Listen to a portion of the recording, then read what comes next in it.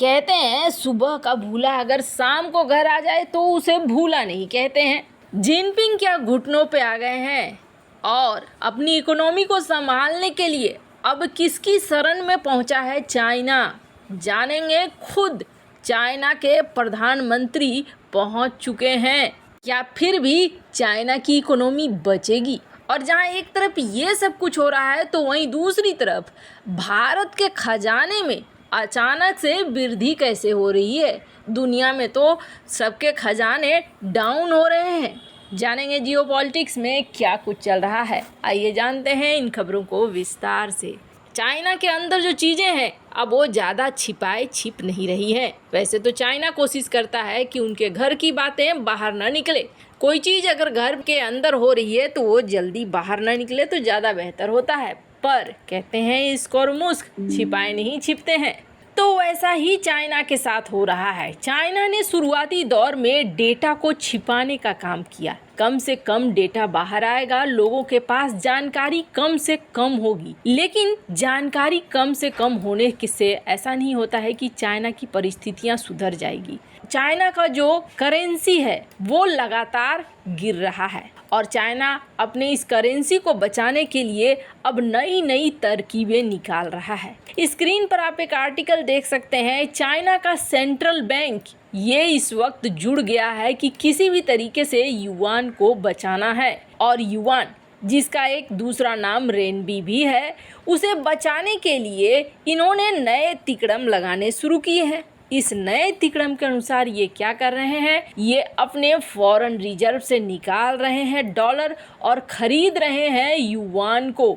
CNBC की ये report आप देख सकते हैं। चाइना का सेंट्रल बैंक खुद उतरा है और 16 साल में युआन जिस स्थिति में पहुंच गया है, अपने सबसे लो वाली स्थिति में, उसे बचाने के लिए US डॉलर से युआन को खरीदे जा रहे हैं। US डॉलर को लगातार बेचा जा रहा है और आपको बता दें कुछ न कुछ अंतर भी आता हुआ दिख रहा है इसकी वजह से। पर ये तो कोई सॉल्यूशन नहीं हुआ। ये सारे सॉल्यूशन क्षण भर के लिए अच्छे हो सकते हैं कि हाँ, फिलहाल के लिए अगर हमें 2 महीने के लिए परिस्थिति संभालनी है, फिर हमारा सब कुछ वापस से ठीक ठाक चलने लगेगा। तो जब चलने लगेगा तो हमारे लिए फिर से सारी चीज़ें वैसी ही हो जाएंगी जैसे पहले थी। तो चलो अभी के लिए हम ऐसा करते हैं, जो हमारे पास डॉलर है उस डॉलर को निकालते हैं और उस डॉलर को खर्च करते हैं। ये सॉल्यूशन नहीं है, चाइना इस चीज़ को जानता है। लेकिन एक अजीब सी बात हुई है जो जिनपिंग की पर्सनालिटी से कहीं भी मेल खाता हुआ नहीं दिखता है। हमने आपको शुरू में भी बताया था कि जिनपिंग के खिलाफ अगर कोई भी उठ जाता था, बिजनेस सेक्टर से बड़े बड़े लोग, अगर उन्होंने एक लाइन खिलाफ बोल दिया तो वो रातों रात गायब हो जाते थे।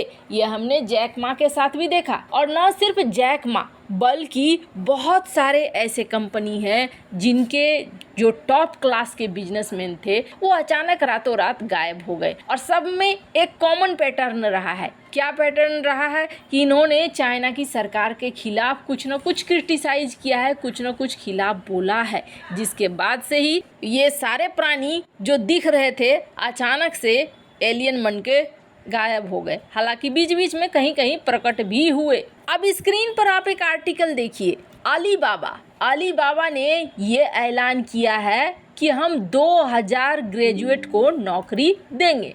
आपको एक सामान्य सी खबर लगेगी कि एक कंपनी ने कहा है हम 2000 यूथ को नौकरी देंगे, पर इस कंपनी का मालिक है कौन? इस कंपनी का मालिक है जैक मा। और जैक मा कौन? बोले तो वही जो अचानक से जापान में प्रकट हुआ और बहुत दिनों तक बीच में गायब हो गया था। बिल्कुल सही। अब इन्होंने जो ये ऐलान किया है ये यूं ही नहीं कर दिया है। चाइना में युवक बहुत बड़ी संख्या में बेरोजगार हैं। सरकार का खुद का आंकड़ा कहता है कि 21%, और जो एक्सपर्ट हैं वो कहते हैं कि नहीं, यहाँ पर दाल पूरी काली है और 21 नहीं बल्कि 50%, 49% के आसपास है। मतलब बेरोजगार बच्चों की संख्या बहुत ज़्यादा है। अब अलीबाबा ने अचानक से कहा है कि भैया हम नौकरी देंगे, आ जाओ जो भी ग्रेजुएट हैं, 2000 लोगों को हम नौकरी देंगे। ये है एक आशा बांधने वाली बात। चलो अच्छी बात है, लेकिन ये क्या यूं ही हो गया? अचानक से हो गया?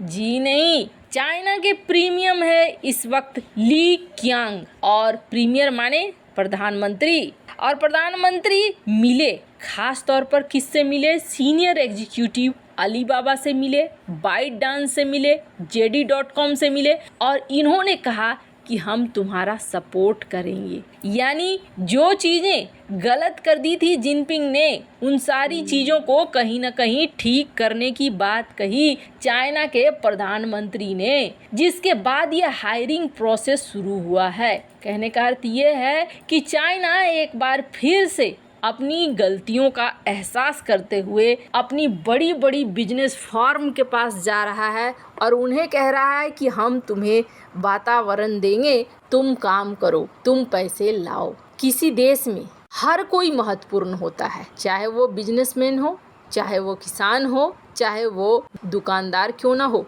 सबका अपना अपना रोल है। ये चीज बताती है जिनपिंग वापस से उन लोगों के शरण में जा रहे हैं जहां पर उन्होंने कभी दिखलाया था कि कौन बॉस है समझो। खैर, जहाँ एक तरफ ये सब कुछ हो रहा है, दुनिया भर में अलग अलग टेंशन है, तो वहीं भारत भी एक टेंशन बाकी दुनिया को दे रहा है। और वो टेंशन क्या है कि बैठ के सोचो मेरा खजाना कैसे बढ़ रहा है। चाइना की क्या स्थिति है ये हमने देख लिया, यूरोप में आर्थिक मंदी और हाहाकार छाया है ये भी हमने देख लिया। मतलब जहाँ जहाँ पे ठन ठन गोपाल की बात हो रही है वहाँ वहाँ पे यही दिख रहा है कि दुनिया भर में कुछ न कुछ टेंशन है, और दुनिया शायद अपनी अर्थनीति को यानी कि अपने पैसे की नीति को सही ढंग से नहीं चला पा रही है, या फिर ये कहें कि भारत की अर्थनीति कहीं न कहीं ठीक चल रही है। ये सब ऐसा क्यों कहा जा रहा है? ऐसा इसलिए कहा जा रहा है कि इस वक्त भारत चाहता है किसी भी तरीके से 600 बिलियन का जो इसका फॉरेन रिजर्व है वो नीचे घटकर ना आए। 600 बिलियन तक पहुंचने में वापस से हमें 1.5 साल लग गए, और अब ये किसी तरीके से फिसले नहीं। पिछले कुछ दिनों से यहाँ फॉरेन रिजर्व से पैसे निकल रहे थे, पिछले ही सप्ताह ये घट गया था और घटने के बाद 601 बिलियन डॉलर तक पहुंच गया था। अक्टूबर 2021 में हमारा फॉरेन रिजर्व था 645 बिलियन डॉलर, लेकिन घटते घटते 500 के आसपास आया, फिर ये बढ़कर 609 तक पहुंचा, फिर पिछले हफ्ता ये 601 तक पहुंचा, और इस बार देखा जा रहा है कि 708 मिलियन डॉलर इसमें बढ़ोतरी हुई है, और अभी हमारा खजाना हो गया है 602.161 बिलियन डॉलर। आपको बता दें फॉरेन रिजर्व क्यों चाहता है भारत कि बना रहे, क्योंकि ये फॉरेन रिजर्व बता रहे हैं कि हमारी अर्थव्यवस्था स्थिर है, तुम हमारे यहाँ पैसा लगाओ। पैसा पैसे को खींचता है, और जब तक भारत एक बड़ा पैसा दिखाएगा नहीं तब तक नया पैसा आएगा कहाँ से। कहने का अर्थ ये है कि किसी भी अर्थव्यवस्था के लिए फॉरेन रिजर्व जरूरी है, और भारत का बढ़ता हुआ फॉरेन रिजर्व भारत का बढ़ता हुआ कॉन्फिडेंस है। वैसे इन सब मामले में आपकी क्या राय है कमेंट कर जरूर बताएं। जल्द मिलते हैं अगले वीडियो में नई खबर के